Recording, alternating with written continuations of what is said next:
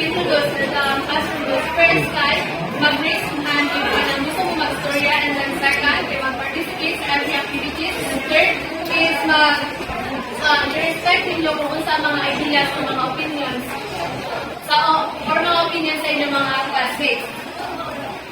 So to formally start our discussion, let's have a review first. The hapon, kung sa atong di-discuss the hapon. Yes, Ms. Maria. We talk about process of speeches and extinction. So, with Ms. Maria, kung sa man ang mga process sa speeches and extinction, there are so many process and factors that there are so many factors that can cause the extinction. But some of those na discuss na last time is the pollution, change, habitat loss, invasive species, and diseases. And then, how does the habitat destruction contribute to the extinction of species? Anyone? Kung saan ang habitat destruction makakontribute sa extinction of species? Yes, Ms. Kino. For example, is habitat destruction where it is iwan sa mga tao through illegal logging or wala pong mga human uses of its one of the primary reason of species. Tama, when animal, lose nila ang mga kanilang mga homes or kanilang wala sila makukuhaan kanilang mga resources. Kaya kung na-alter na ilang habitat, their population na ay possible na mag-decline nilang population and then mag-lead siya sa extinction. These actions are directly or indirectly harm wildlife and habitats. Mag-lead siya sa loss of biodiversity and also makadisappear siya sa mga species. So, enough na for our previous topic. Let's now move on to our next topic. But before that, let's have an activity first called Puzzle Unveil. Na may mga cards diri and then, ang class ay mag-divide into 2 and then everyone ay mag-participate and then kung kinsa ko ang last na makabuo sa puzzle kay siya or sila ang group ang mag-answer sa guide question. So this will be the group 1 and group 2 na para madali.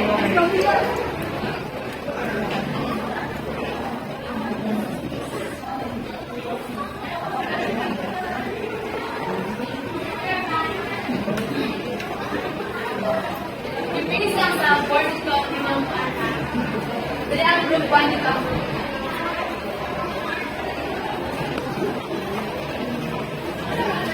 Sila ang group 1 nito. Okay, sa ang last na makakuha ng makasolve ay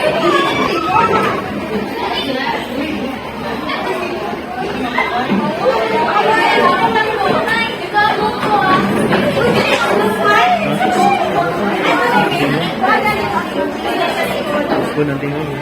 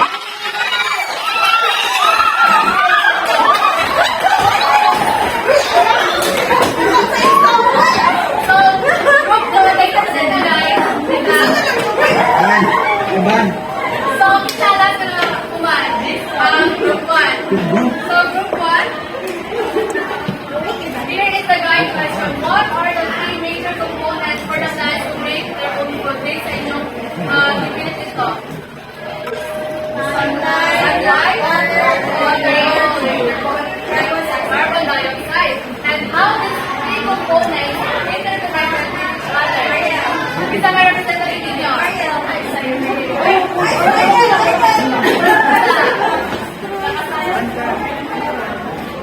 Usa ang connection sa sunlight, sa carbon dioxide, o sa water. Those three components are essentially able for the plants to make their own food to lower the out of the ground. So carbon dioxide has to they will convert this into sugar liquid, and of course along with the water and of course the sunlight. And the sunlight is, thank you, Mr. Tan. Sunlight is, provides of energy that plants use to convert the carbon dioxide and water into glucose and oxygen for our respiration. And throughout the process, ang magaling na process, ginatawag na photosynthesis. Our topic for today is all about discovering photosynthesis, the process behind plants producing their own food and oxygen. So anyone na mag-read sa learning objectives? Yes, Ms. Flor.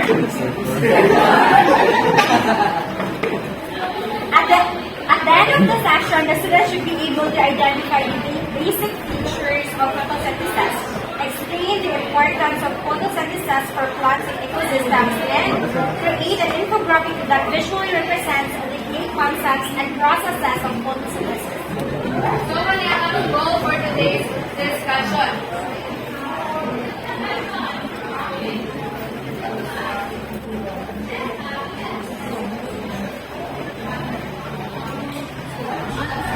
So ang photosynthesis is from the Greek word photo means light and synthesis is combining together, and the result siya combining together with the help of light. So inside the leaf, photosynthesis takes place in the chloroplast that found in plant leaves. And chloroplast is much of tiny green factories delivered within the cell of plant leaves where the magical process of photosynthesis occurs. During the process, plants absorb sunlight through their leaves and convert it into energy through the series of complex chemical reactions. Ang kaning chlorophyll, plants leaf contain a pigment called chlorophyll which absorbs sunlight. And chlorophyll is a green pigment that captures light, energy, and other molecules essential for photosynthesis. Water is absorbed from the soil through the roots and is transported into the leaves. Now, once ang water ay mag-absorb siya sa roots, it travels through its tiny vessels in the plants, also known as xylem. Kaning xylem, kaya mo siya nag-act like a kanamar siyang tiny straws ganyan. And itong ang mga water na ma-absorb niya, kaya na-carry niya upward through the stem padulong sa leaves. Carbon dioxide is taken in by plants through tiny openings of leaves called stomata. There are mga small pores when it plays a crucial role in the process of photosynthesis where the carbon dioxide is converted into sugars and oxygen and with the help of sunlight and the stomata ay directly ang gas exchange and the water vapor between the plant and the environment. So the glucose production, anyone who can read the glucose production? Ay, bag. No. That's it.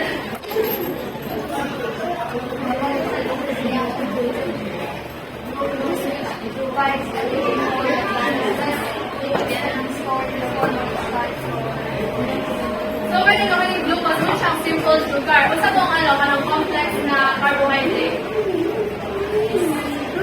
Unsa? Anyone, any idea? Unsa? Starch, very good. Starch is the complex carbohydrate for meters. At maling starch ay na-store siya, specific tayo sa mga sa roots, sa stem, and sa seed for long-term energy process. So for the oxygen releases, para ma-release ang oxygen, it is released into the air through the stomata. Ito sa mga tiny pores. This for supporting the respiration of animals and other organisms. And respiration is the process by which organism ginagamit nila ang oxygen para mag-break down ng mga glucose and nagating sa energy na kita mga animals like mga tao may ginagamit ang oxygen for respiration para makasinawa na para taking nato and then it enables them to carry out their metabolic activities and sustain life.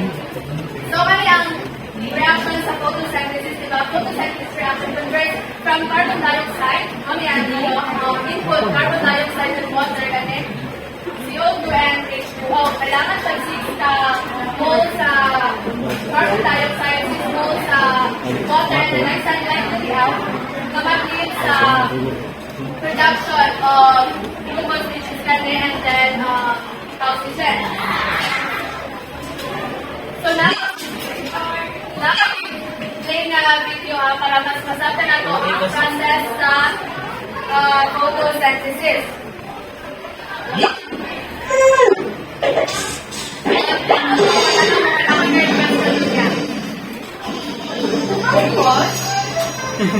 Hey there, it's a lovely sunny day today, so I came down for a sun bath. Don't look at me like that. Did your teachers tell you that sunlight is a good source of vitamin D? Hey, don't forget that we trees and plants make our food from sunlight. Yes, you're right, Mr. Tree. Isn't the process called photosynthesis? Yeah. Come friends, let's learn about photosynthesis today. Zoom in. Photosynthesis. Doesn't that sound like a big word? Well, don't be bogged down by it. I'll tell you what it means. Photo is a Greek word for light, and synthesis is a Greek word for putting together. Now, it's simple. Photosynthesis is using light to put things together. Plants use this process to make their food with the help of sunlight, water, and carbon dioxide. Did you know that plants breathe just like us? You didn't? Well, now you do. Plants have tiny openings called the stomata present in their leaves, to which they take in carbon dioxide. Yes, they breathe in carbon dioxide and give out oxygen. They also use water and other nutrients to make food which is absorbed by their roots.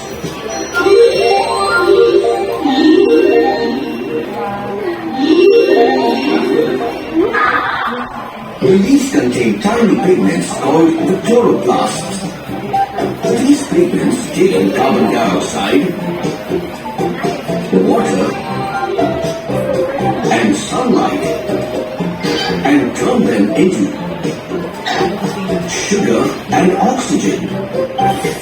The sugar is then used by the plants as their food, and the oxygen is given out into the atmosphere. This process as a whole is called photosynthesis. Am I right, Mr. Tree? Yes, you are. Trivia time! Chlorophyll is a green pigment that is found in the chloroplast of the plant. It makes the plant look green.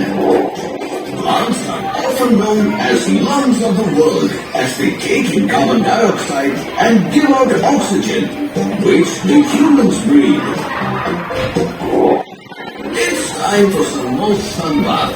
So this is me zooming out. Tune in next time for some more fun facts.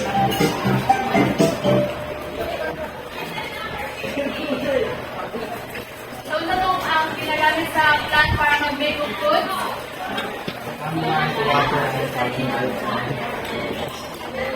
Ang katong product. Kasi ito yung kailangan gawa ng tubig, gas, sugar, or glucose. So, for the direct question, what is photosynthesis? And why? photosynthesis, ma'am, is how plants make food using carbon dioxide, oxygen, and sunlight. Yes, mga pagbalon ng photosynthesis, and then how does sunlight, how does sunlight play a role in photosynthesis, and what happens to the sunlight energy during their process? Anyone? Yes, Chief.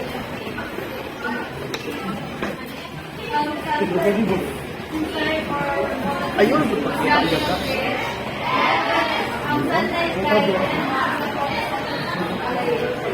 Record siya ganun. And ano siya nagkaitabo sa sunlight during sa process?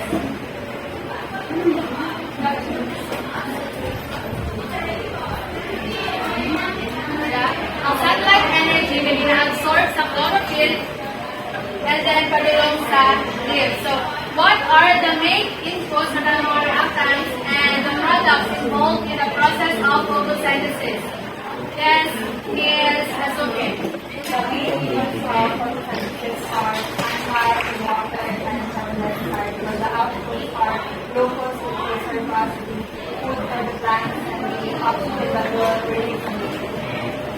Mr. Bugnos, kadungog ka kung hindi mo ni sa socket? Kung sa main inputs and outputs sa process of photosynthesis. Yes, ma'am. I agree. Kung saan ito? Kung saan ito ba nga input? Matulingan niya, ma'am. Kung saan? Saan ang health? Ay, carbon dioxide, sunlight, o water. Water, and then kung saan product? Glucose, ma'am. Oxygen. Kung saan? Oxygen. And then what have you learned about the process of photosynthesis and its significance in the lives of plants and animals? Anyone? Yan, sige, dali na po. Dali na.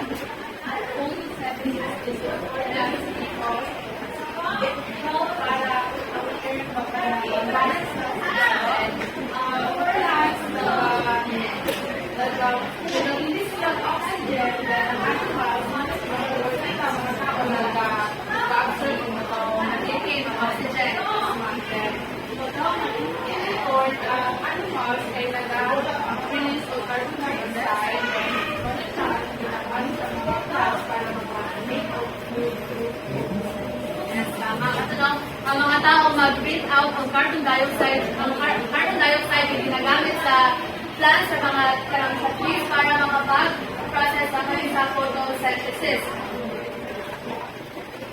So, I guess that's all for the practical that's our discussion. Please get 1/4 sheet of paper para sa note sheet. Ito na yung 1/4. 1/4, ma'am. Yes po, 1/4. Nana, may papentanan? Yes, Yes, ma'am! So, number 1. Which of the following is the primary source of energy utilized by the plants during the process of photosynthesis? Ayaw i-share ang answer sa tapat, ha?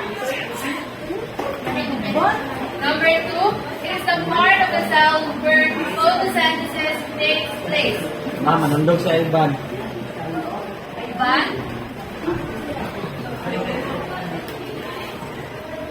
Nakunin mo pagdating sa socket. Number 3. What is the pigment hormone that performs this process? Kung saan man ang nasa likod niya? Si Oli, ma'am. Oli? Wala, warning ha. Ma'am. Quiz 4 ba? is which of the following is the chemical reaction for photosynthesis?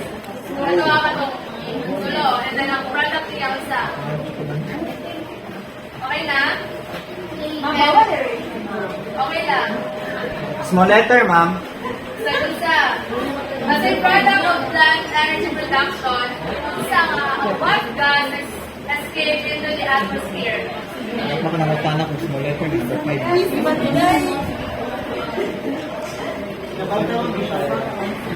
ma'am. Okay na? Yes, ma'am.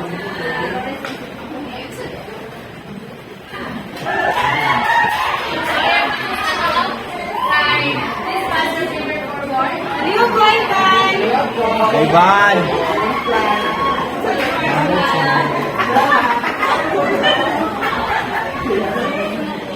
So for our application, our task niyo today, pwede ko nila sa next week na lang ipasa. Wala naman tayo time to create an infographic about photosynthesis, explaining the steps, plant parts involved, and its benefit for the plants and animals. And for your assignment, read advice about cellular respiration and prepare for our oral recitation next